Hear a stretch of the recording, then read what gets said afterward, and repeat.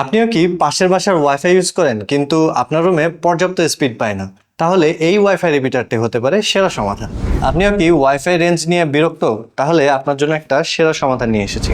এটা হলো wifi extender. এটার কাজ মূলত আপনার ওয়াইফাই রেঞ্জটাকে সর্বোচ্চ 1200 এমবিপিএস পর্যন্ত এক্সটেন্ড করা। আপনি যখন এক রুমে রাউটার রেখে অন্য রুমে ইন্টারনেট চালাতে চান তখন কিন্তু আপনার ওয়াইফাই সিগন্যালটা অনেক দুর্বল পাওয়া যায়। আর এই সমস্যার সমাধান হতে পারে এই ওয়াইফাই রিপিটারটি।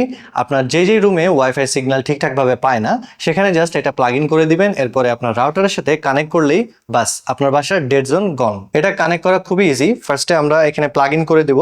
এরপরে ওয়াইফাইটা অন করলেই আমরা দেখব যে ওয়াইফাই রিপিটার নামে একটা নেটওয়ার্ক পাচ্ছি, সেটাতে ক্লিক করব। এরপরে আমরা এই পেজটা পেয়ে যাব। এখানে লগ ইন নামের অপশনটাতে ক্লিক করব। এরপরে দেখবেন যে দুইটা অপশন চলে এসেছে, রিপিটার মুড সেটিং। এইখানে আমরা নেক্সট বাটন হিট করব। এরপরে কিছুক্ষণ সময় নেবে, স্ক্যান হবে। স্ক্যান হওয়ার পরে আপনার অ্যাভেলেবল সবগুলো নেটওয়ার্ক চলে আসবে। এখান থেকে আপনার যেটা হবে সেটাতে ক্লিক করবেন। আমার ক্ষেত্রে ইভা, সো আমি এটা ক্লিক করলাম, পাসওয়ার্ডটা দিলাম এবং নেক্সট দিলাম। এরপরে দেখবেন আপনার সেটআপ ডান।